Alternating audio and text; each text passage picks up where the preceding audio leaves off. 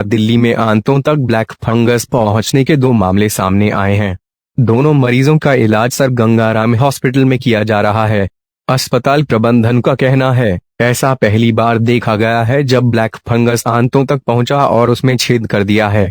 पहले मरीज की उम्र 56 साल है और दूसरा मरीज 68 साल का है।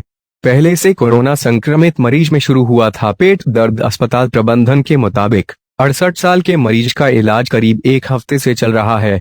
पत्नी के साथ मरीज की भी कोविड रिपोर्ट पॉजिटिव आई थी। उसमें कोरोना के हल्के लक्षण थे। पेट में दर्द होने पर मरीज ने एसिडिटी की दवाएं ली। करीब 3 दिन तक घर पर दवाएं लेने के बाद फायदा न होने पर उसे अस्पताल में भर्ती किया गया। सर्जिकल गैस्ट्रोएंट्रोलॉजी डिपार्टमेंट के हेड डॉक्टर उषास्त धीर का कहना है, कोरोना के संक्रमित होने के कारण पहले ही मरीज काफी कमजोर था और उसे यहां वेंटिलेटर सपोर्ट पर रखा गया था। मरीज का सीटी स्कैन किया। रिपोर्ट में छोटी आंख में छेद मिला। ब्लैक फंगस का शक होने पर तुरंत एंटी फंगल ट्रीटमेंट दिया गया। मरीज की सर्जरी की गई और आंतों के संक्रमित हिस्से को बायोप्सी के लिए भेजा गया।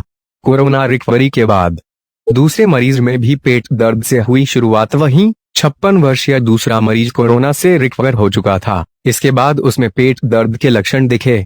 मरीज डायबिटीज से भी जूझ रहा था और कोरोना के इलाज के दौरान उसे स्टेरॉयड दिए गए थे। लक्षण दिखने पर तत्काल मरीज का सीटी स्कैन कराया गया। रिपोर्ट के मुताबिक पहले मरीज की तरह इस मरीज की भी छोटी आंख में छेद दिखे। बायोप्सी रिपोर्ट में ब्लैक फंगस की पुष्टि हो चुकी है। मरीज के परिवार में पत्नी समेत 3 लोगों की पहले ही कोरोना से मौत हो चुकी है। दुर्लभ हैं ऐसे मामले। हॉस्पिटल के मुताबिक आंख में ब्लैक फंगस के ये दोनों मामले दुर्लभ है। इसे इंटेस्टाइनल म्यूकरमाइकोसिस कहते हैं। इसकी शुरुआत पेट या आंत से होती है। ऐसे मामले उन मरीजों में दिखते हैं जिनका ऑर्गन ट्रांसप्लांट हुआ है, लेकिन अस्पताल में आए दोनों मामले काफी अलग हैं। दोनों मरीजों को कोविड हुआ और छोटी आंत में ब्लैक फंगस का संक्रमण हुआ।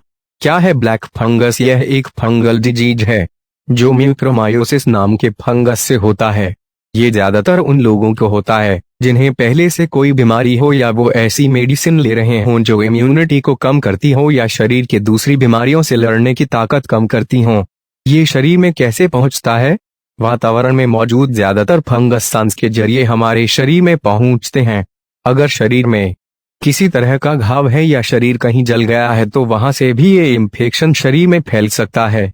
अगर शुरुआती दौर में ही इसका पता नहीं लगाया गया तो आंखों की रोशनी जा सकती है या फिर शरीर के जिस हिस्से में ये फंगस फैले हैं वो हिस्सा सड़ सकता है। ब्लैक फंगस कहाँ पाया जाता है? ये फंगस वातावरण में कहीं भी रह सकता है, खास तौर पर जमीन और सड़ने वाले ऑर्गेनिक मैटर्स में, जैसे पत्तियों, सड़ी लकड़ियों और कंपोस्ट खाद में यह पाया जाता है। इसके लक्षण क्या हैं?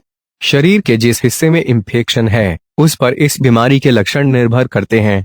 चेहरे का एक तरफ से सूज जाना, सिर दर्द होना, नाक बंद होना, उल्टी आना, बुखार आना, चेस्ट पेन होना, साइनस कंजेशन, मुंह के ऊपर हिस्से या नाक में काले घाव होना जो बहुत ही तेजी से गंभीर हो जाते हैं। ये इंफेक्शन किन लोगों को होता है? ये उन लोगों को होता है जो डायबिटिक हैं, जिन्हें कैंसर है, जिनका ऑर्गन ट्रांसप्लांट हुआ हो, जो लंबे समय से स्टेरॉयड यूज कर रहे हो, जिन्हें कोई स्किन इंजरी हो। प्रीमेच्योर बेबी को भी ये हो सकता है। जिन लोगों को कोरोना हो रहा है उनका भी इम्यून सिस्टम कमजोर हो जाता है। अगर किसी हाई डायबिटिक मरीज को कोरोना हो जाता है तो उसका इम्यून सिस्टम और ज्यादा कमजोर हो जाता है। ऐसे लोगों में ब्लैक फंगस इंफेक्शन फैलने की आशंका और ज्यादा हो जाती है। ये फंगस कितना खतरनाक है?